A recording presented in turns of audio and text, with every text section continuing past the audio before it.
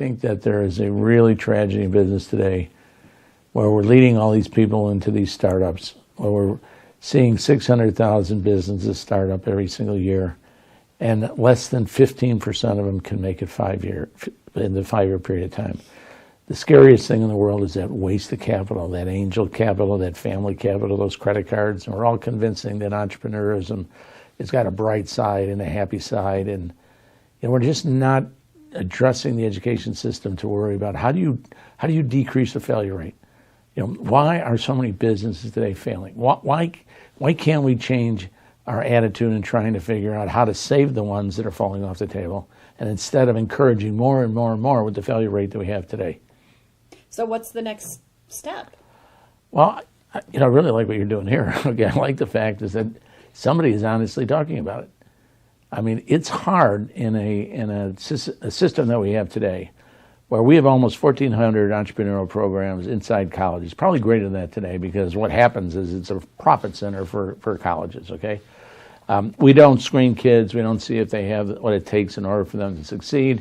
We give them an accelerated learning process in the hopes that they're going to go out there. We give them some really, really interesting statistics, which I just can't believe. For instance, we say to them, it's going to take you 5 years to be successful. So what does a college kid or what's a young kid think? Oh, I can lose money for 5 years, and I can go out there, and this is what I'm being taught. I've seen business plans from kids today that come in and say, I think I'm going to value my company at $2 million. I'll sit there and say, well, you haven't even made a sale. I said, you don't even you don't have a federal ID number. How can you ask for equity and evaluate your companies at such a high rate when you haven't even started out? They'll look at me and say, well, that's what I learned. That's the niche. I'm in this niche, and that's what the niche is selling for today. So I automatically, the things that these kids are living with are just absolute poison in terms of them having any significant chance of succeeding right from the very beginning. They've got to realize, they've got to be taught that when they get into a business, okay, all their investments has got to go towards value. It doesn't need to go through cars, and it doesn't need to go through fountains and fancy lobbies and things that don't create value, okay? I mean, many of the most successful companies that you read about today started in garages, right?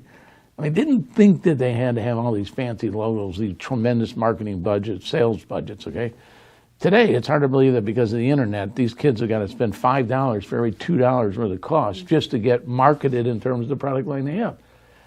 How do we evolve to that kind of equation where all the money now is going to the Googles and the search engines, all right, and it's getting written off by the companies because we are not teaching people why we're losing, and as a result of it, we're not winning. Why do you think we're losing?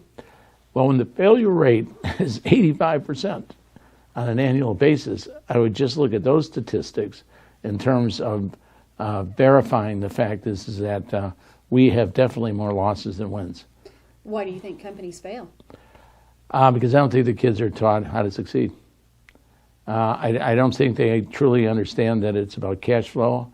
I don't think they understand budgets. I don't think they understand taxes. I don't think they understand all the regulatory requirements. I mean, I've seen kids today go out and get their first job and say, what's a withholding tax? Okay? What is this Social Security? What is this excess tax in terms of my health care? Okay?